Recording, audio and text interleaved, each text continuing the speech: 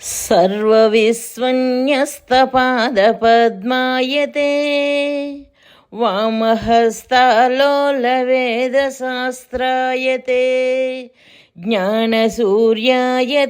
दत्तरूपायते श्रीवेणुगोपालकृष्णाय वन्दनम् श्रीवेणुगोपालकृष्णाय वन्दनम् శ్రీవేణుగోపాలకృష్ణాయ వందనం. శ్రీ దత్తస్వామి వారి దివ్య సందేశము, హిందూ మత వివరణము, 20వ భాగము. 21. అహింస పరమధర్మము, గౌరవప్రదము. గుణానుసారముగా ఆసక్తిని ఆధారము చేసుకుని బాధ్యతలను పంచి ఏర్పరిచిన కుల వ్యవస్థలో ఎట్టి దోషము లేదు. వీటి మూలముగా కులములో హెచ్చు తక్కువలు లేవు.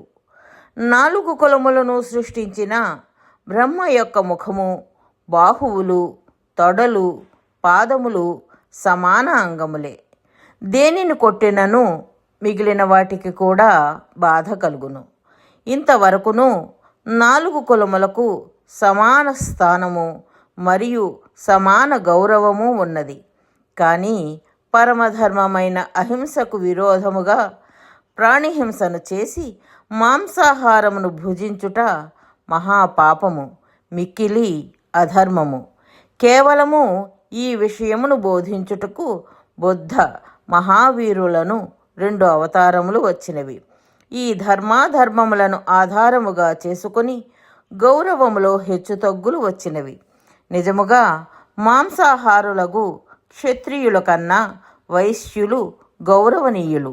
కానీ క్షత్రియులు రాజ్యపాలకులు కావున పాలకునకు అత్యధిక గౌరవము అవసరమైనందున 3వ స్థానములో ఉండవలసిన క్షత్రియులు 2వ స్థానమునకు వచ్చిరి.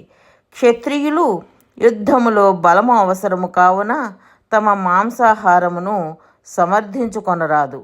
ఏలననగా కేవలము శాకాహారి అయిన పరశురాముడు యుద్ధములో సర్వక్షత్రియ సంహారము చేసినాడు.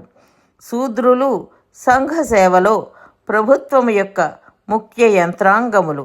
గృహకృత్యములలో స్త్రీలు ఎంత గౌరవనీయులో సంఘ సేవలో శూద్రులను అంత గౌరవనీయులే. కుల వివక్షతో శూద్రులను, లింగ వివక్షతో స్త్రీలను తక్కువ చేయరాదు. స్త్రీలను గౌరవించిన చోట దేవతలు ప్రసన్నులగుదురని మనుధర్మశాస్త్రము. ఆహారములో ప్రాణిహింసా విషయమే గౌరవమును తగ్గించుచున్నది. భగవంతుడైన రాముడు మాంసాహారి అని భ్రమించరాదు. భగవంతుడు ఒక కులమును ఉద్ధరించుటకు దానిలో అవతరించి వారికి సన్నిహితుడుగా అగుటకు వారి సంస్కృతిని పాటించవలసి వచ్చును. బురదగుంటలో కూరుకుపోయిన వారిని ఉద్ధరించుటకు బురదగుంటలో దూకినందున బురద అంటుకొనక తప్పదు. మీరు శూద్రులను బుజ్జగించి మోసగించుటకు ఇట్టి నైవంచకపు మాటలను పలుకుచున్నారు అని పలుకవలదు. శూద్రులను మోసగించినచో బ్రాహ్మణులు తమ కుల స్త్రీలను కూడా మోసగించినట్లే కదా. ఉపనయన రూఢి, నిషేధము, సేవాధర్మము స్త్రీ శూద్రులకు సమానమే కదా. పైగా నిషేధింపబడిన ఉపనయనము అసత్యమైనదే, రూఢమే కానీ సత్యము యోగరూఢము కాదు కదా. సత్యమైన ఉపనయనము అందరికీ మలేరియా నిరోధక మందు వలె సమానముగా అందుచున్నది. ఆ మందు ప్రచారము వంటి అసత్యమైన ఉపనయనము అనగా సత్యముగా మందు ప్రచారకులకు మాత్రమే ఇయ్యబడుటలేదు, కొందరికి మాత్రమే విధించబడుటలో ఎవరికిని ఎట్టి నష్టము లేదు కదా. మరియు ఎవరికిని ప్రత్యేక లాభము కూడా లేదు కదా. సూచన: ఆధ్యాత్మిక జ్ఞాన ప్రచారము చేయడము భగవంతుడికి అమితమైన ఆనందాన్ని కలిగిస్తుందని శ్రీకృష్ణ పరమాత్మ శ్రీమద్ భగవద్గీతలో చెప్పియున్నారు. అందుకే జ్ఞాన యజ్ఞేన తేనాహం అని గీతలో అన్నారు. మనకు ఆధ్యాత్మిక జ్ఞానము శాశ్వతమైన సంతోషాన్ని కలిగించటమే కాక ప్రపంచంలో శాశ్వతమైన శాంతిని కూడా నెలకొల్పుతుంది.